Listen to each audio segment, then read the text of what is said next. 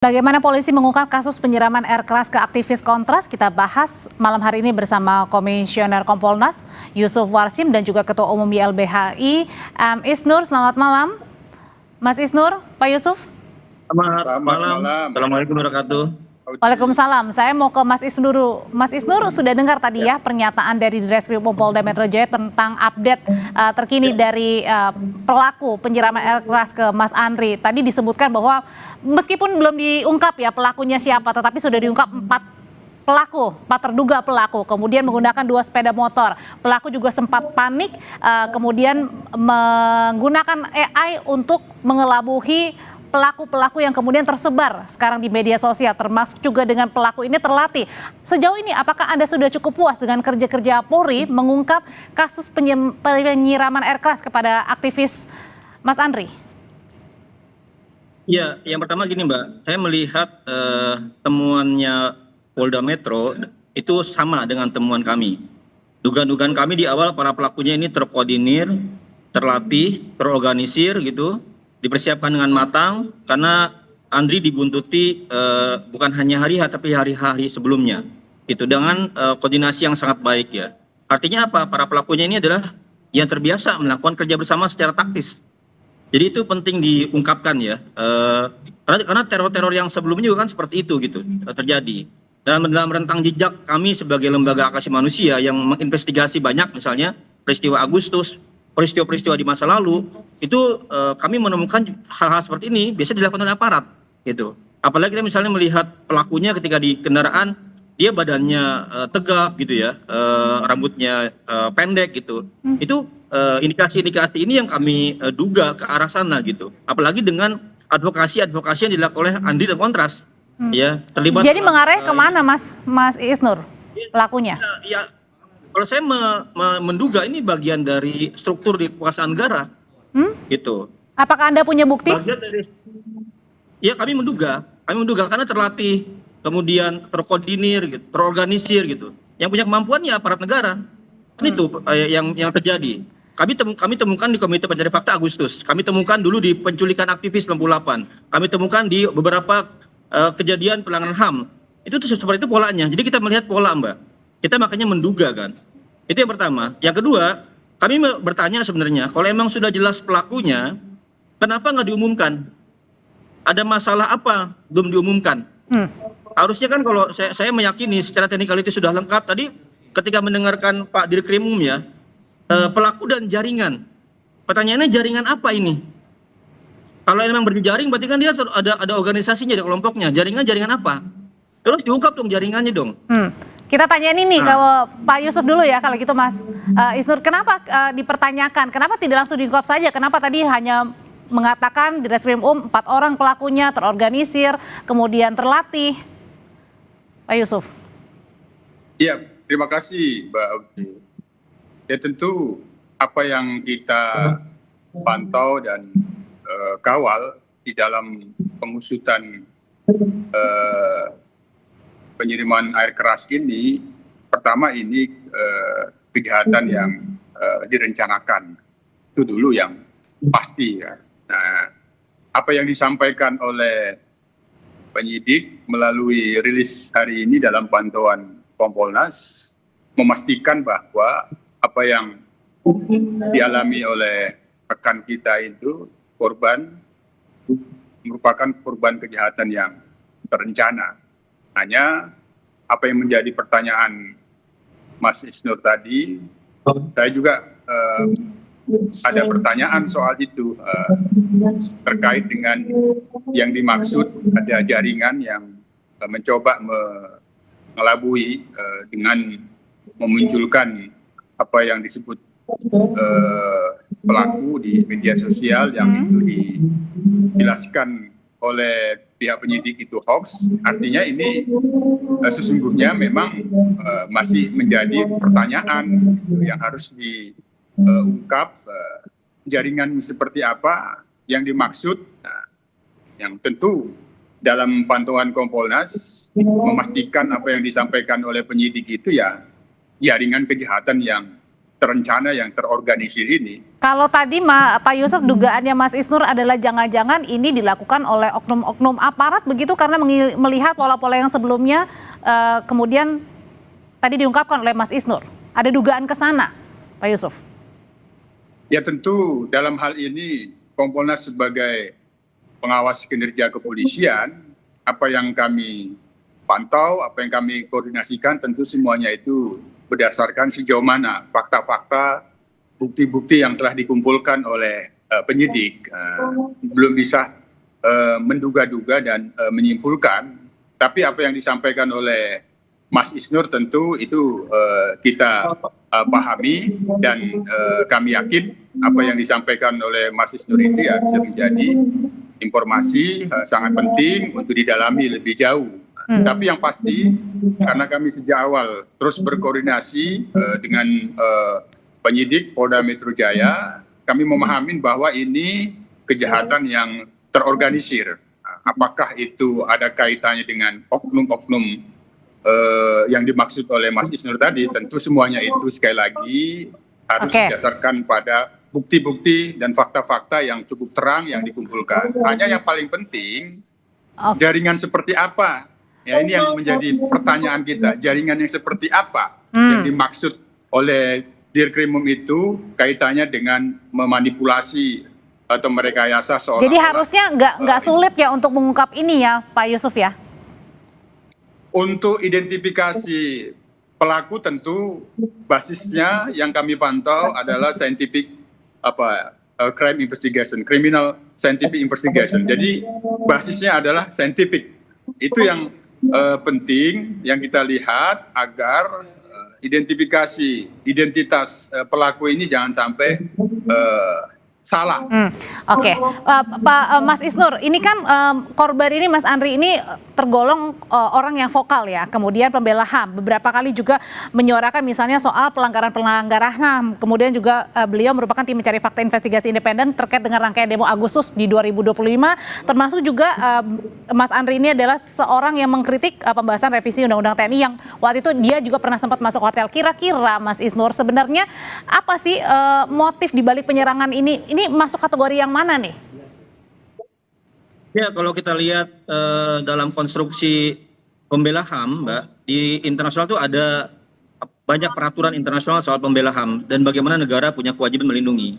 Dan dalam banyak kesadaran global itu di mana-mana, memang pembela HAM ini menjadi target pembungkaman, target serangan untuk mereka tidak lagi melakukan kritik-kritik kepada kekuasaan gitu.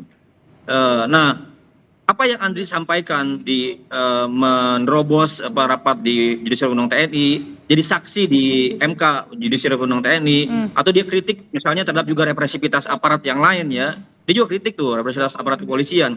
Nah, ini penting dibaca semua gitu. Tapi kan kira-kira gini Mbak, memulai dari motif itu kan akan kira-kira itu bukan di situ wewenangnya. Sekarang bagi saya adalah sudah jelas wajahnya, bahkan polisi bilang sudah mendapatkan sidik jari dan DNA-nya, berarti kan sudah jelas namanya siapa. Tapi kalau tadi dibilang AI gitu katanya. Nah itu yang kedua kalau ketika dia bicara jaringan, berarti kemampuan jaringan ini bisa punya kemampuan menghilangkan bukti, bisa punya kemampuan mensabotase atau melakukan yang disebut dengan obstruction of justice, penghalang-halangan penyidikan. Maka bagi saya kecepatan gerak dari kepolisian ini diperlukan. Sejak awal kejadian, Mbak, di malam itu setengah jam setelah saya dapat laporan, saya langsung berkoordinasi dengan pimpinan dan Polda. Kami menyadari kebutuhan cepatnya koordinasi untuk mengamankan bukti. Karena kan di jalan umum bagaimana mengamankan CCTV, mengamankan Selda, mengamankan bukti-bukti di lokasi itu penting. Makanya kami bekerja sama dengan cepat. Nah, mudah-mudahan. Makanya saya bilang kalau technicality harusnya tidak ada masalah. Nah, berarti pertanyaannya apakah ada kanan yang lain kait misalnya efek politik, kan di sana arahnya Mbak. Karena kalau ada efek politik di kasus misalnya dulu YLBHI kontras pengukuhan banyak hal, karena dia pertaruhannya kepada jabatan-jabatan tinggi. Karena high profile gitu ya maksudnya. Nah, high profile. Ini pelaku ini kan sebenarnya entah dia ceroboh ya, entah dia punya keberanian yang berlebihan, jumawa. dia berlalu lintas, dia nggak pakai helm, ya, dia nggak pakai apa namanya topeng gitu. Artinya apa? Artinya dia satu mungkin ceroboh, ya, yang kedua dia berani. Artinya dia punya kejumawaan dalam eksekusi. Nah, kalau dia punya kejumawaan, berarti dia merasa punya backup yang kuat. Oh, oke, berarti ada yang melindungi. Nah, Mas, jangan-jangan bagi dia ini adalah perintah, gitu loh. oke. Nah, tapi apakah kalau Mas Isnur melihat sendiri ketika tadi kan para pelaku ini panik sehingga menyebarkan foto-foto yang kemudian AI begitu. Apakah sebenarnya ini bisa di-tracking juga mudah siapa yang menyebarkan? Jangan-jangan ya ini pelakunya. Ya, itu saya kurang tahu ya, karena harus pakai kemampuan siber ya. Tapi gini Mbak, ada banyak inisiatif masyarakat yang juga menggunakan AI untuk me-enhance gitu. Jadi hati-hati juga menuduh masyarakat yang punya inisiatif, punya ide, bagian dari jaringan. Padahal mereka adalah kreativitas mereka gitu. Untuk menduga-duga. Dan sebenarnya gini kan, masyarakat ini Mbak, pada titik yang kami tuh hampir tidak percaya sebenarnya. Ini akan diungkap dengan tuntas. Kenapa? Karena banyak teror dialami aktivis, mulai dari kepala babi di Teko, kemudian kemarin ada Shirley, DJ John, Doni, Iqbal Gris. Kan semua kan dia teror juga, Mbak. Ada buktinya. Tapi hingga hari ini teror-teror itu nggak diungkapkan. Oke, dan jangan sampai mengaburkan faktanya. Oke. Iya. Kalau gitu, jangan dia menyangkut high profile dari aktor-aktor pejabat negara. Oke, gimana tuh Pak Yusuf, gimana memastikan cara-cara kerja polisi ini tetap profesional dan tadi jangan-jangan ya itu untuk menyasar dugaannya karena ada yang melindungi high profile, terus kemudian juga AI ini yang mungkin saja tadi kemudian dikaburkan untuk mengaburkan ya fakta-fakta yang aslinya. Bagaimana caranya memastikan kerja-kerja polisi ini tetap profesional, transparan dan juga cepat? Ya. Jadi secara teoritik, kalau kejahatan itu dilakukan oleh lebih dari satu orang, sebenarnya itu lebih mudah. Lebih mudah karena jejak di antaranya akan menjadi petunjuk untuk mengungkapkan. Bahkan lebih rumit kalau itu pelakunya sendiri. Nah, pelakunya sendiri itu akan lebih rumit. Nah, tadi sudah disampaikan oleh Dirkrimum bahwa lebih dari satu, tentu ini sebenarnya satu sisi menjadi mudah gitu untuk diungkap kalau itu lebih daripada satu dari pelaku-pelaku yang ada, tentu ada celah ketidaksempurnaan, ketidakrapian di dalam merencanakan dan mengeksekusi yang telah direncanakan. Yang kedua, memang dalam panduan kami ada upaya untuk mengaburkan yang itu dalam bahasa penyidik itu kepanikan. Tapi kami sampaikan ke penyidik juga bahwa ini juga bagian dari kalau dia terorganisir, terencana dengan rapi dari sejak awal. Apabila korban itu telah ditargetkan, tentu bisa jadi juga kesan ketidakprofesionalan itu menutupi profesionalisme pelakunya. Itu kesan ketidakprofesionalan itu bisa jadi itu menutupi bahwa ini profesional.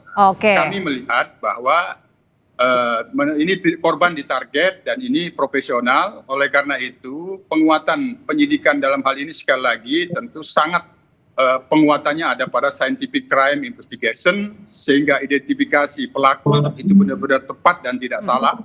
Yang kedua, apabila ini memang jaringan, tentu ada aktor intelektualnya. Itu yang paling penting untuk segera diungkap. Hanya sekali lagi apa yang menjadi saran-saran dan masukan dari teman-teman Mas Isnur ini saya kira kami selalu menyampaikan kepada penyidik dari sejak dirilis awal kita proaktif kepada penyidik bahwa apa yang menjadi kecurigaan daripada teman-teman Mas Isnur YLBHI ini itu tentu kami yakin sudah dipegang kuat oleh penyidik. Hanya sekali lagi ini soal bagaimana memastikan identifikasi pelaku tidak salah dan tepat, termasuk tidak menyimpang yang kita harapkan. Oke, termasuk juga Mas Isnur dengan ini ya, tadi kan Komisi 3 juga menyuarakan bahwa bukan hanya menangkap pelaku tetapi juga yang memerintahkan aktor intelektualnya yang merencanakan. Kira-kira akan bisa keungkap sampai ke sana? Singkat aja Mas. Gini Mbak, karena ini adalah perkara yang menyangkut juga high profile ya. Di kasusnya pembunuhan Munir, SBY itu membentuk tim pencari fakta yang berisi bukan hanya penyidik Polri, tapi juga tokoh-tokoh dan lain-lain untuk menerobos barrier, menerobos hambatan-hambatan politik itu, gitu loh. Makanya harusnya Prabowo itu turun langsung. Ini menyangkut keselamatan anak bangsa yang sedang berjuang buat. Tapi sudah memerintahkan Kapolri untuk mengusut, Pak Prabowo? Iya, tapi kan kalau ada hambatan politiknya gimana, Mbak? Oke. Di kasusnya pembunuhan Munir kan terbukti pembunuh Munir adalah agen intelijen negara. Nah, sekarang kalau kita mencurigai yang sama, boleh nggak? Dan menyangkut misalnya para petinggi di berbagai institusi itu gimana?